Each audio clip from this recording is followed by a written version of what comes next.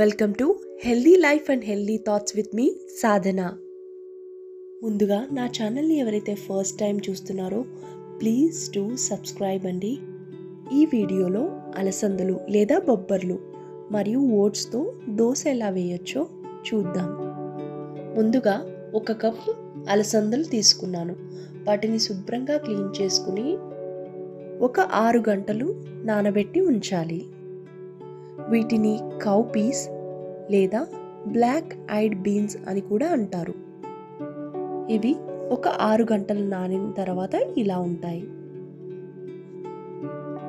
వీటిని ఒక మిక్సీ జార్లోకి తీసుకుని అందులో 1/2 ఇంచు అల్లం యాడ్ చేసుకోవాలి.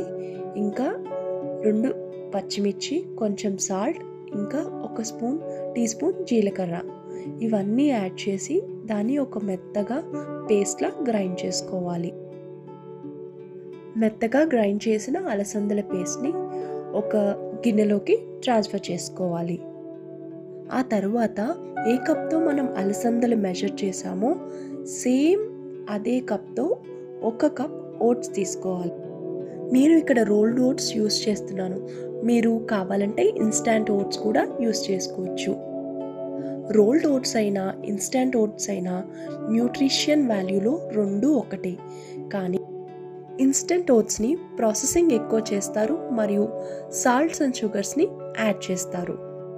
ఇక రెసిపీలోకి వెళ్తే మనం తీసుకున్న 1 కప్ ఓట్స్ని ఎటువంటి వాటర్ లేకుండా మెత్తని పౌడర్లా గ్రైండ్ చేసుకోవాలి. ఓట్స్ పౌడర్ని మనం ముందుగా గ్రైండ్ చేసి పెట్టుకున్న అలసందల మిశ్రమంలో వేసి బాగా కలపాలి. దీన్ని ఒక అరగంట నాననివ్వాలి. ఈలోగా మనం కరివేపాకు మరియు నట్స్తో హెల్దీ న్యూట్రిషియస్ చట్నీ ఎలా చేయొచ్చో చూద్దాం. స్టవ్ మీద కడాయి పెట్టుకుని ఒక 2 స్పూన్ల ఆయిల్ యాడ్ చేయాలి. ఆ తర్వాత 5 నుంచి 6 పచ్చిమిర్చి, టీ స్పూన్ జీలకర్ర, 1/4 కప్పు పల్లీలు యాడ్ చేసుకుని ఫ్రై చేసుకోవాలి. ఇవి కొంచెం వేగాక వీటిలో 1 స్పూన్ ధనియాలు యాడ్ చేసుకోవాలి.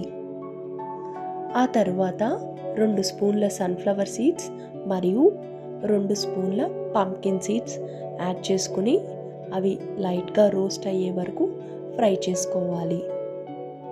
అవి కొంచెం రోస్ట్ అయ్యాక 2 స్పూన్లు నువ్వులు యాడ్ చేసుకోవాలి. నువ్వులు లాస్ట్లో వేస్తున్నాను ఎందుకంటే అవి త్వరగా వేగిపోతాయి కాబట్టి.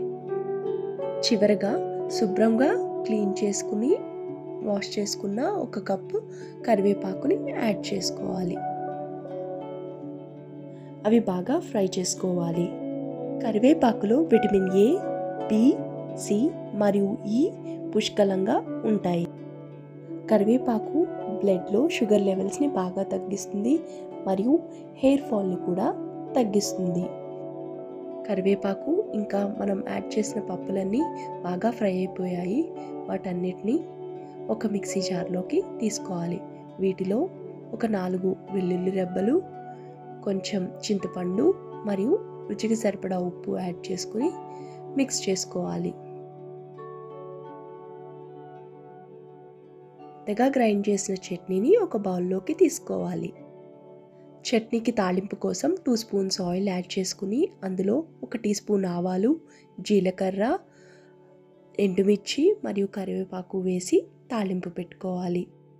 ఈ చట్నీని మాత్రం తప్పకుండా ఒకసారి ట్రై చేయండి. ఎందుకంటే ఇది హెల్దీయే కాదు, తినడానికి కూడా చాలా చాలా రుచిగా ఉంటుంది. గ్రైండ్ చేసి ఒక అరగంట పక్కన ఉంచుకున్న అలసంద దోశ బ్యాటర్ని ఇప్పుడు దోశల్లా వేసుకుందాం. నార్మల్గా పప్పు ధాన్యాల్లో ప్రోటీన్, విటమిన్స్ అండ్ మినరల్స్ ఎక్కువగా ఉంటాయన్న విషయం మనందరికీ తెలిసిందే. కానీ ఒక్కొక్క దానిలో ఒక్కొక్క ప్రత్యేకత ఉంటుంది. అలసందల్లో విటమిన్ B9 ఎక్కువ ఉండడం వలన ఎనీమియాని తగ్గిస్తుంది. కాపర్, విటమిన్ ఏ, కే పుష్కలంగా ఉండడం వలన ఇది బ్లడ్ ప్రెషర్ని తగ్గించడంతో పాటు స్కిన్ మరియు ఐ హెల్త్కి కూడా చాలా మంచిది. ఈ దోశ మరియు చట్నీని ట్రై చేసి ఫీడ్బ్యాక్ని చెప్తారని ఆశిస్తున్నాను.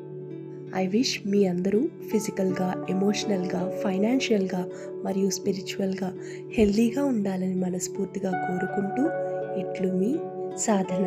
Thank you.